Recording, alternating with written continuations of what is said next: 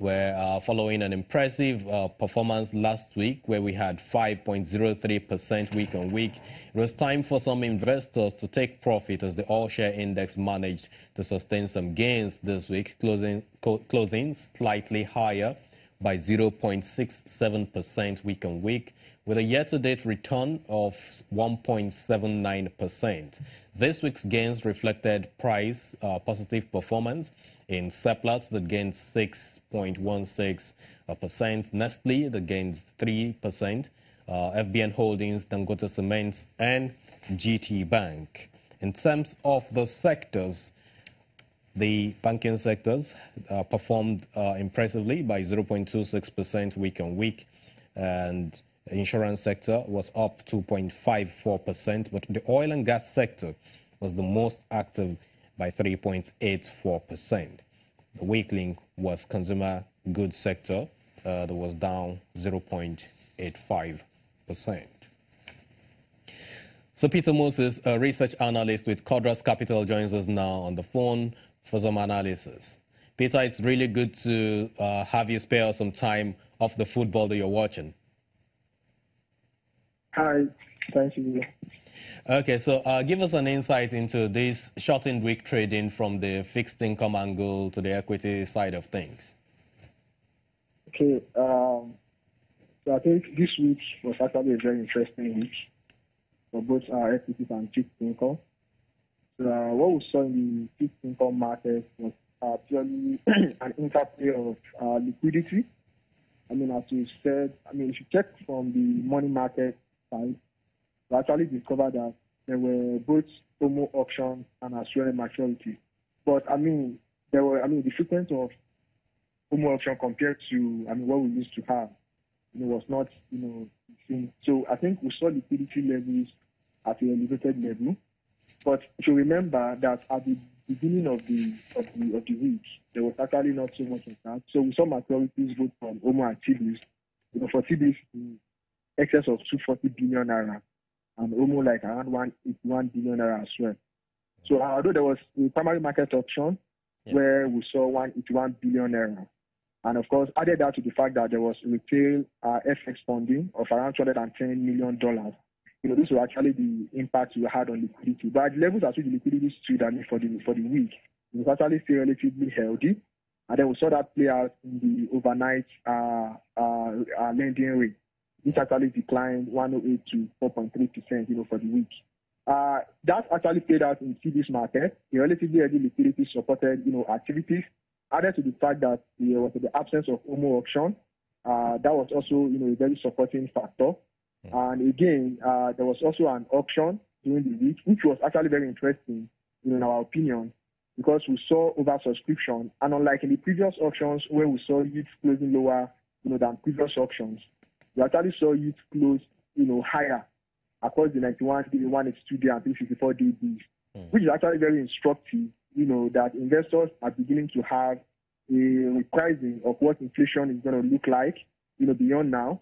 And as well, looking at the fact that the strong monetary easing signal that we saw, for the most part of this year so far, like in the last 2-3 months, it's now beginning to wane down from the last MPC meeting. So we saw investors, becoming a bit cautious, into what, the market could actually, look like. And the same thing actually played out in the bond market. Bond market was bullish as well. Liquidity provided some support. And I think, in our opinion, we also thought that, the release of the inflation figure, which investors had actually expected. Of course, it was expected to come, lower. And then printing at 11.6%, market expectation had been that it was going to fall a bit, much more lower than that.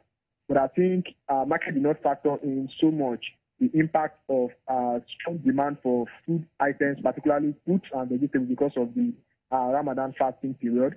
And that actually played out. And we saw, a decline, of course. Investors also factored out to trading. So it was a very good week as well for bonds trading.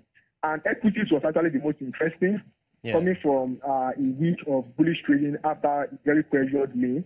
The rebound we saw last week actually was sustained. But I think, to put it in context, for most investors, that want to see, the week as a case where we saw, bargain hunting at the beginning of the week and then sell off, for the remaining part of the week. So the first two trading days, that's Monday and Tuesday, we actually saw gains in average of around 1.3% thereabouts, which was actually very good. And if you look at it, I think the fact that we saw sell-offs, midweek, which also lasted for the remaining part of the week, that was Wednesday and Thursday. Okay, Peter, I'm sorry, I need to quickly cut in because of time. We need to cover a bit of things now. Here, Dubai-based Abraj Group recently filed for liquidation due to some financial strains. But we know that this private equity firm has some investments in the Nigerian stock markets, talking about the likes of CNI Leasing, Custodian Insurance, and CWG. What's the implication of this development for these stocks? I mean, given next week, which is just around the corner. You can look at that from the perspective of how investors actually view, companies that have, the strong presence of some international investors in them. Typically for listed stocks in Nigeria, if you look at our historical performance, if you look at companies that have, speaking of parent companies that are actually foreign, you see the fact that investors usually have a strong bias for most of these companies. I speak, in the likes of, the Netflix of this world, and the Unilevers of this world. These most consumer goods, are companies. But in this case, of course, not as a parent company as it were, but the fact that such is actually coming on the back, for these stocks. And if you look at it actually, for CNI Leasing and CWG, these are stocks that have not been closely monitored by most analysts. That is one. Secondly, that most investors do not significantly own them. So when you begin to see news that do not speak directly to these stocks, you may actually begin to have some bit of worry. But that, having said that, it's actually beyond the specific. The current situation of the market goes beyond our company-specific fundamentals. I think investors are much more concerned about values that they can get in most of these stocks, which are actually, more or less embedded in the fact that the macroeconomic space looks very solid, and then that the market is actually at a point when it is underpriced. So it may actually, that may be moderate the impact that this should have ordinarily had on these companies eventually. Thank you so much, Peter Moses, for your thoughts. We really appreciate your time this weekend. Peter Moses is a research analyst with Codros Capital.